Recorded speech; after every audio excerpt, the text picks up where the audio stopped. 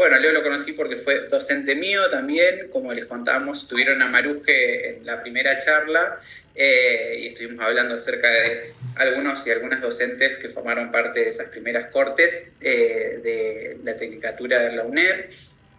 Y bueno, desde ese entonces nos conocemos, así que, y últimamente lo he estado leyendo porque Leo tiene, además de su tesis doctoral, también tiene varios artículos y trabajos realizados vinculados con lo que hoy nos va a contar un poco, pero que bueno, a mí me interesa mucho porque es un campo que no está muy explorado todavía en nuestra región, excepto por ahí en algunas partes, y que está bueno poder abonar a nuestro campo, a nuestra geografía, desde nuestro país hermano. Y bueno, también es una buena oportunidad para tejer alianzas, para recomponer un poco el tejido interinstitucional. Así que muchísimas gracias, Leo, por sumarte, por aceptar la invitación, y ahora te cedo la palabra a vos.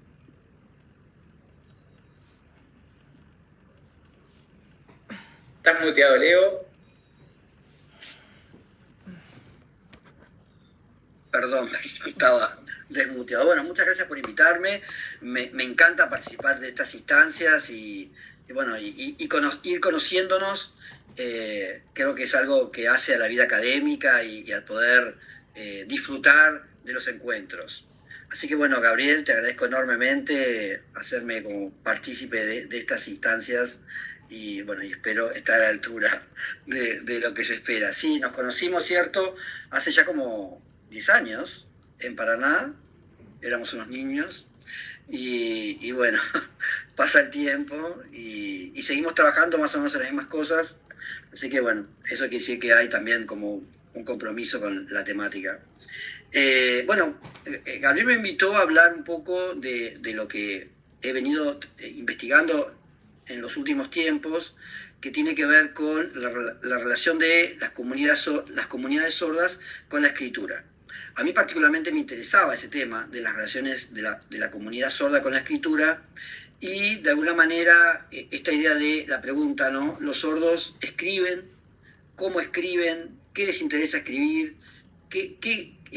¿Hay cultura letrada en la comunidad sorda? En fin, eran como conceptos que a mí me parecen interesantes porque además no solo me parece interesante o me parecía interesante en términos bueno, de lo que hacemos en el mundo letrado, sino que también esto tiene que tener que ver con implicancias políticas, ¿no?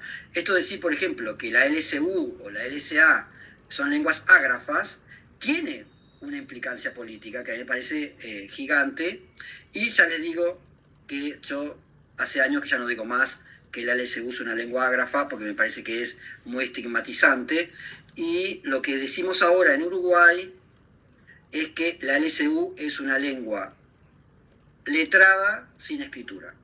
Y ahora voy a explicar qué quiero decir con esto, ¿no? Que la LSU sea una lengua letrada y sin escritura. Bueno, cuando yo empecé a trabajar en esto, y mi idea era, bueno, ver cómo escribían los sordos, cómo producían textos escritos, siempre, obviamente, lo que fue histórico era pensar que las comunidades sordas siempre su textualidad escrita iba a estar vinculada a el español, en el caso de las comunidades sordas que habitan estos territorios hablantes mayoritariamente de español.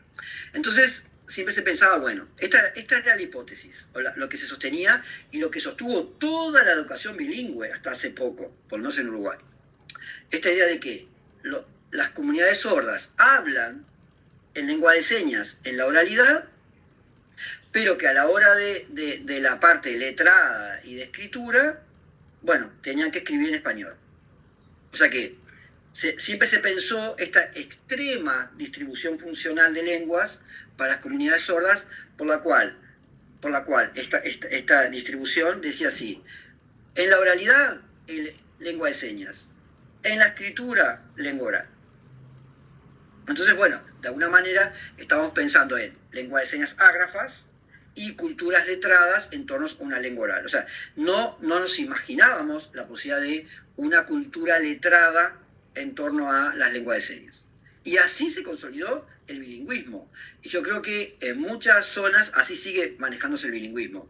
Yo creo que es una visión del bilingüismo bastante, que fue muy importante en una época, pero que ahora que habría que transitar hacia nuevas visiones sobre el bilingüismo o la educación bilingüe para las personas sordas. Entonces, ahí yo me puse a pensar, bueno, ahí empecé en mi investigación, bla, bla, bla, y ahí la idea era, entonces, en esa época, bueno, un poquito para atrás, en esa época empezó el impacto, estoy hablando de los 2008, 2006, el impacto y la generalización que tuvo el hecho de que cada persona tuviera un celular con cámara y videocámara. Y empezó el WhatsApp y empezamos a ver cómo la comunidad sorda empezó a adoptar las grabaciones como una forma privilegiada para generar sus textos en lengua de señas y compartirlos. Entonces ahí yo me empecé a preguntar, me acuerdo que creo que tipo un trabajo en 2006 por ahí, yo me preguntaba, entonces, las grabaciones, las videograbaciones, ¿son la escritura de las comunidades sordas? Esa era mi pregunta. Mi respuesta ya iba a decir que no, pero me llevó tiempo para pensarlo. Entonces, ¿por qué sí y por qué no? Bueno, primero, entonces mis primeros trabajos tenían que ver con esa idea, ¿no? De la escritura como, que las videograbaciones como la escritura de los sordos. Entonces, acá, bueno, lo primero que uno se pregunta para poder pensar esto y poder como analizarlo y decir por qué sí o por qué no, uno se pregunta, bueno, ¿qué características tiene la escritura? ¿Alguna vez se pusieron a pensar qué características tiene la escritura? ¿Qué es la escritura?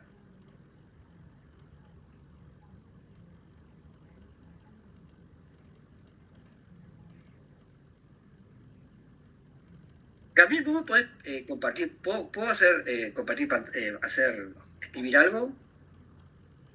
Digo, sí, sí, por supuesto. Porque ayuda un poco. Ahora te ponemos como cojos. Podés compartir pantalla ahí abajo, en el verde. Ahí dice compartir muchas personas al mismo tiempo y ya me habilitas. Sí, listo. Bárbaro.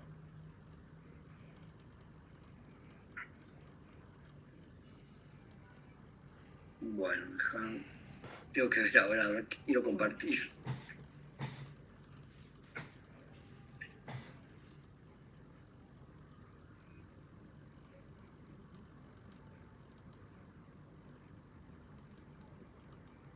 Bueno, entonces, acá lo primero que uno se pregunta, bueno, ¿qué es la escritura? Y acá yo sigo a toda una tradición gramatológica que considera, define a la escritura como una tecnología. ¿Qué es lo que hace la escritura como tecnología? O sea, el ser humano no nace con la escritura. Las comunidades humanas no nacen con la escritura. Nacen con el lenguaje, pero no con la escritura. Recording stopped. Recording in progress. Los seres humanos no nacemos con la escritura, nacemos con la posibilidad de hablar, obviamente, pero no con la escritura. La escritura es una invención humana, como puede ser la rueda, el martillo, etc. Son tecnologías. ¿Y qué es lo que hace la tecnología escrita cuando se aplica a un texto? ¿Qué es lo que hace? Hace, como plantea un autor que se llama Samson, dos propiedades del texto, que es la permanencia y la objetivación. Esas son como dos claras propiedades de la escritura. Permanencia y objetivación. Es decir, yo aplico la tecnología escrita y hago que el texto se vuelva un texto permanente. ¿Qué quiere decir que el texto es permanente? Que el texto queda fijado. Yo el texto que estoy haciendo ahora, salvo porque se está grabando, y eso es una tecnología justamente que hace que el texto va a permanecer, pero si no se estuviera grabando, esto que yo estoy diciendo está desapareciendo en el propio instante del decir. Voy diciendo y va desapareciendo. En cambio, si yo aplico una tecnología como la escritura, lo que hago es al texto lo hago permanente. ¿Qué quiere decir que lo hago permanente? Quiere decir que queda fijado y que puede ser posteriormente consumido. O sea, queda ahí fijado y yo puedo ir 2 años después, 5 años después, 5 siglos después, puedo leer ahora lo que escribió Shakespeare en el 1500, o en el 1400, ni sé cuándo lo escribió. Entonces, eso es lo que produce esta tecnología. Y lo otro que produce esta tecnología es que transforma el texto en un objeto.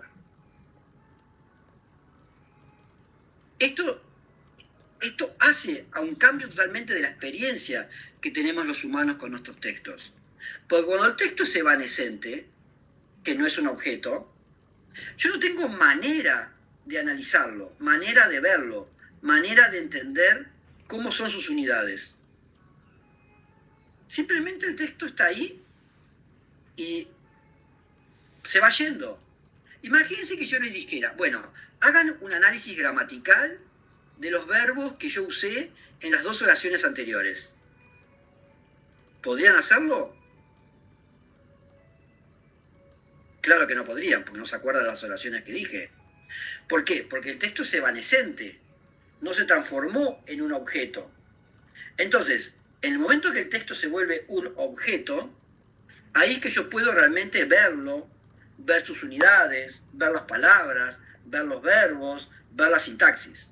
Es decir, es recién cuando el texto se fija y se vuelve un objeto, es que yo puedo ir al texto, pensarlo, analizarlo. O sea, todo el análisis gramatical surge justamente a partir de esta experiencia que tenemos los seres humanos de tener los textos fijados, que nos permite justamente pensar sobre ellos. Entonces, ¿vamos bien? ¿Van siguiendo el razonamiento? Pueden responder, yo lo voy siguiendo, el resto de los estudiantes pueden responder, levantar una manito, poner un pulgar. No lo dejen solo a Leo hablando solo, por favor. Ruth dijo que sí. O levantó la mano. Sí. Esto me está saludando. Que sí. Bueno, ok. Muchas gracias por el feedback. Entonces, esto produce otros efectos. O sea, estamos hablando de un texto que se separa del momento de enunciación.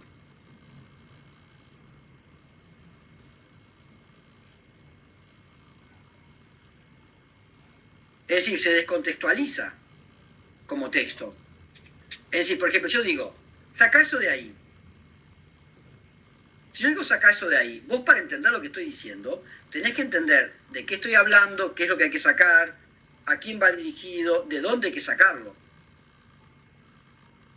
En cambio yo digo, para escribir eso, tendría que decir, por ejemplo, estoy acá en la mesa, sentado con mi esposo, y le pido que saque la olla caliente, que veo que está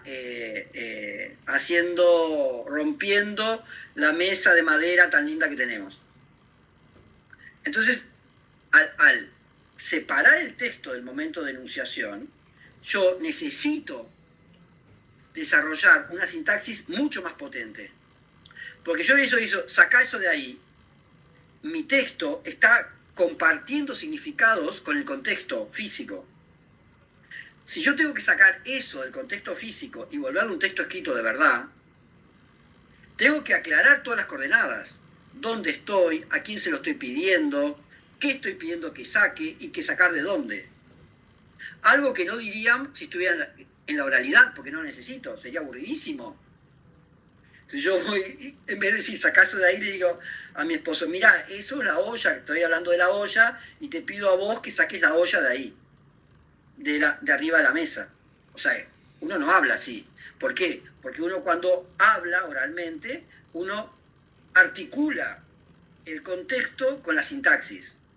En cambio, cuando uno descontextualiza el texto, uno ahí tiene que desarrollar una sintaxis repoderosa para poder decir sintácticamente lo que no estoy diciendo contextualmente. ¿Está claro esto?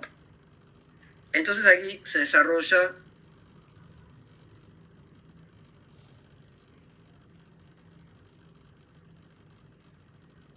de una sintaxis decontextualizada. Contextualizada. ¿Está claro esto? Esto lo plantea un autor, ¿no? Él habla del polo pragmático y polo sintáctico, que cuando hablamos, de alguna manera hablamos en el polo pragmático y cuando escribimos en el polo sintáctico. Y esto es bien interesante porque en la adquisición de la escritura, los seres humanos, cuando vamos a escolarizarnos, nosotros estamos inmersos en el polo pragmático. Solo hablamos. Y una de las cosas que tiene que ver con la inmersión en lo que sería la cultura letrada y las prácticas letradas es justamente aprender a construir textos en el modo sintáctico. O sea, pasar de sacar eso de ahí a todo lo que dijimos. ¿Está claro esto? Bien. Si tienen dudas, por favor, pregúntenme. Cuando callan es que entienden. A mí me asusta. Bueno, entonces, otros elementos que aparece acá es, por ejemplo, la función metalingüística.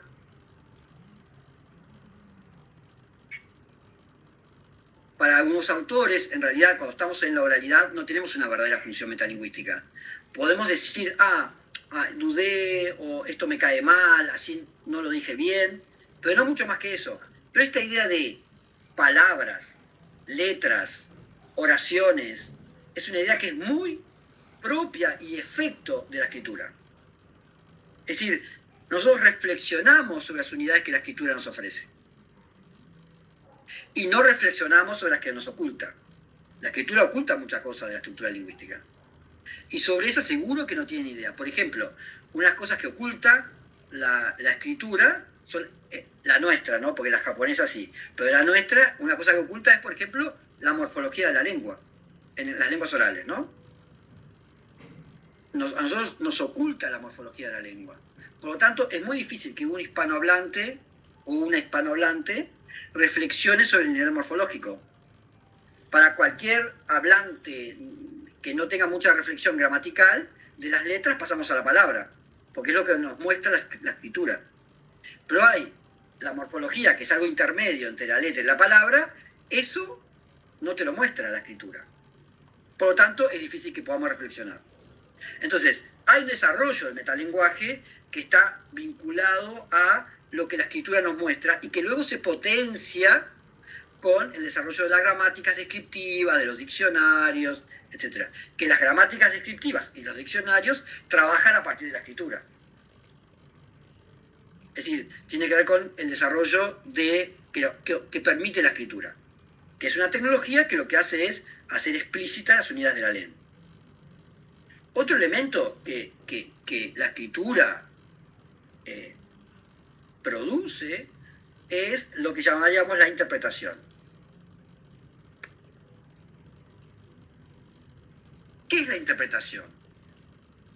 La interpretación, de esta perspectiva, quiere decir que es una actividad diferente la que yo hago cuando estoy con alguien y ese alguien me cuenta algo. Entonces, su texto es parte de ese alguien. Y yo le puedo preguntar a ese alguien y puedo compartir con ese alguien la construcción de significados. Porque el texto está unido a una persona. En cambio, los sujetos letrados tenemos digamos que contactar con los textos, pero no con las personas que lo dijeron. Ya no tengo más a la persona. Es algo muy impactante para niñas y niños cuando se escolarizan. Esta idea de que ya no están ante personas que dicen textos, sino que están solamente ante textos. Y ahí cuando aparece esta idea de interpretación. Yo tengo que interpretar el texto en soledad. No tengo más a quien lo dijo. Es más, yo, por ejemplo, cuando leo uno de mis textos, ya ni siquiera son míos. Ni me acuerdo cuando lo escribí, ni me acuerdo qué cabeza tenía en el momento que lo escribí. Y yo Cuando leo un texto mío, tengo la misma sensación que cuando leo un texto de otra persona. Porque ya el texto se ageniza de la persona que lo dijo, ya no le pertenece más. Entonces, en la cultura letrada no contactamos con personas diciendo textos, sino que contactamos con textos, sin personas.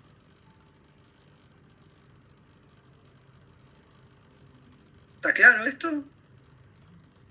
Entonces, bueno, vemos que tiene la función metalingüística, la interpretación. Después, obviamente, que se promueven el control y la planificación.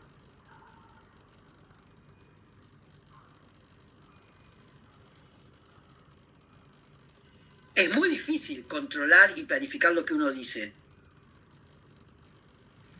En cambio, es muy simple cuando uno escribe. Cuando uno escribe, uno puede planificar lo que va a escribir. Tal vez, por ejemplo, yo ahora ya no planifiqué nada de lo que voy a decir ahora, pero más o menos sé lo que voy a decir. O sea que tengo una planificación histórica en mi cabeza. Pero probablemente esta noche, después de acá, voy a ir a un restaurante a verme con amigas y amigos y no voy a planificar lo que voy a decir, lo voy a decir. Meteré la pata, diré disparates, me reiré, se reirán de mí, etc. Pero no voy a planificar lo que voy a decir porque sería un monstruo. Entonces, uno puede planificar, o sea, la escritura promueve los niveles de la planificación y el control. Fíjense, por ejemplo, el WhatsApp. Que el WhatsApp es una forma de la oralidad atravesada por la escritura. Y fíjense, cada uno y cada uno de ustedes, cómo, de acuerdo al destinatario, ustedes controlan y planifican mucho más. Yo, por ejemplo, si le mando un WhatsApp a mi esposo o a algunas amigas y amigos, ahí van con falta de ortografía, mal escrito, cualquier cosa. Lo primero que se me ocurre lo pongo. Ya si estoy, por ejemplo, con compañeros de trabajo, así, ya controlo más lo que pongo. Ya si le voy a mandar un WhatsApp al decano de la facultad, ahí lo escribo en Word y lo paso al WhatsApp web. O sea que, de acuerdo a la formalidad del vínculo con el que yo tenga, yo controlo, planifico más o menos lo que voy a poner en un WhatsApp. Porque el WhatsApp es la oralidad atravesada por la escritura. Y eso, cuando está la escritura presente, siempre impacta. No puede dejar de impactar, porque es una tecnología que todo lo impacta. Entonces vemos, bueno, permanencia, objetivación, se separa del momento de enunciación, el desarrollo de una sintaxis descontextualizada, función metalingüística, interpretación, control y planificación. Son como, de alguna manera, a grandes rasgos, los efectos que tiene la escritura sobre digamos, la textualidad, los textos o la construcción del texto. Obviamente que hay otros, ¿no? Como por ejemplo la amplificación de la memoria.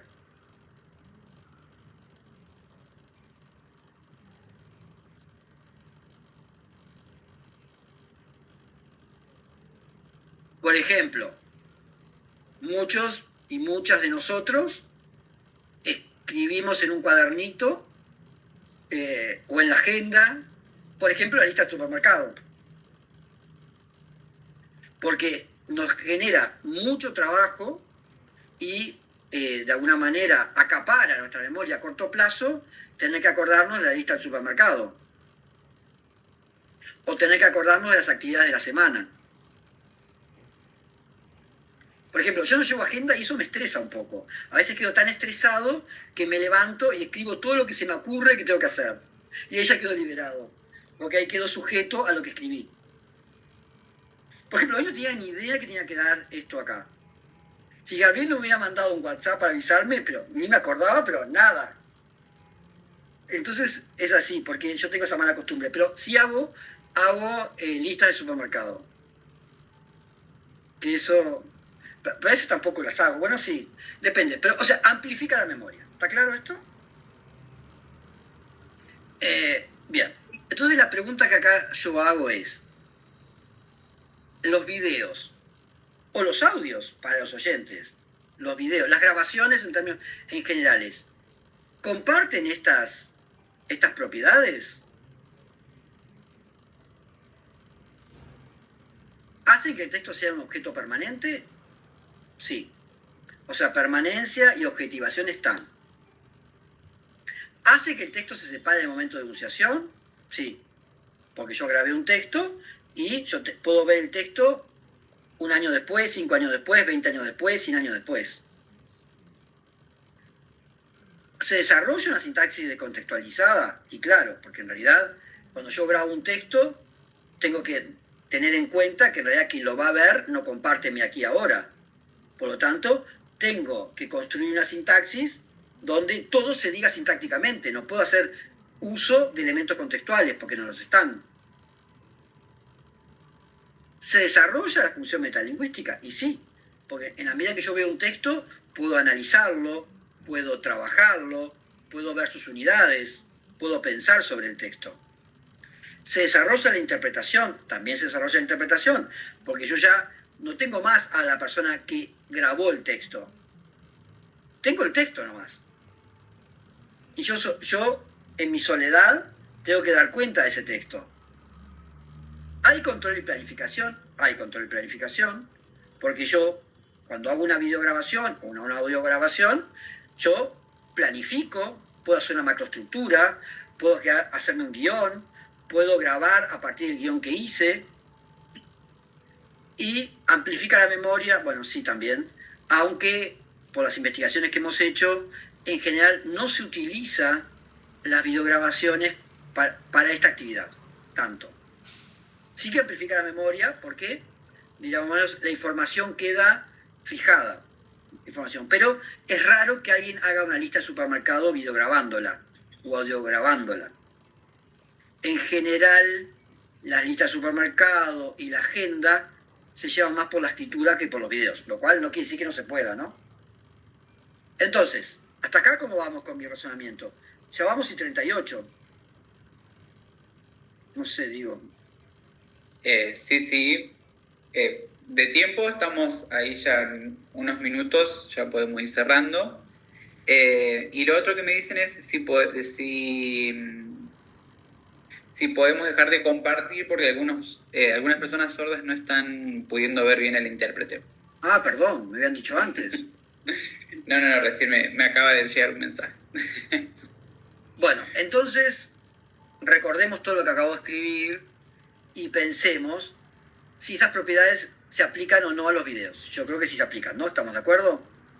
¿O alguien no está de acuerdo?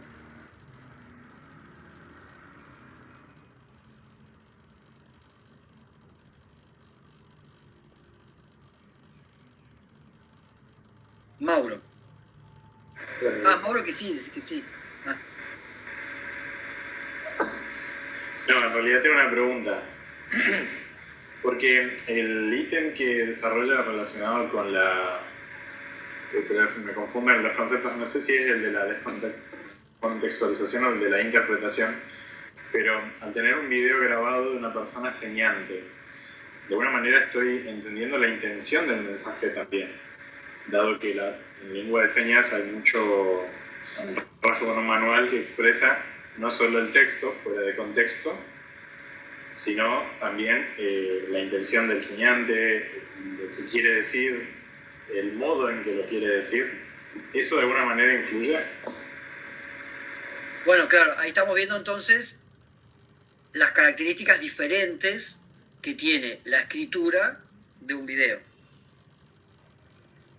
Y, yo llegué a... primero yo dije, bueno, todo esto es similar. Por lo tanto, los sordos escriben con videos. O la comunidad sorda escribe con videos. Pero después ahí me puse a pensar, bueno, nos podemos poner a pensar, ¿no? ¿Realmente el texto escrito funciona como las grabaciones? O sea, son tecnologías totalmente distintas. Entonces, ahí me parece que lo interesante es pensar cuál es la esencia de la tecnología. La escritura es una tecnología representacional. Quiere decir que la escritura lo que hace es representar las unidades de la lengua. Yo tengo una letra o un grafema que representa un fonema, una unidad de la lengua. Tengo una letra, un grafema. En cambio, la grabación lo que hace es registrar al hablante. No lo representa, no hay representación ahí. Hay registro del hablante. Por lo tanto, obviamente van a aparecer todos los aspectos entonacionales, gestuales, en fin, de énfasis que yo puedo dar con mi gestualidad, con mi expresión facial, etc. Que en la lengua de señas es sintáctica también. Pero también tiene este otro aspecto que diríamos que es más de la línea más entonacional, gestual, etc. Igual que un oyente grabándose en español, también va a aparecer todo ese aspecto. Entonces, a mí ahora lo que me gusta decir, voy a escribir algo, no hablo, y así lo vemos.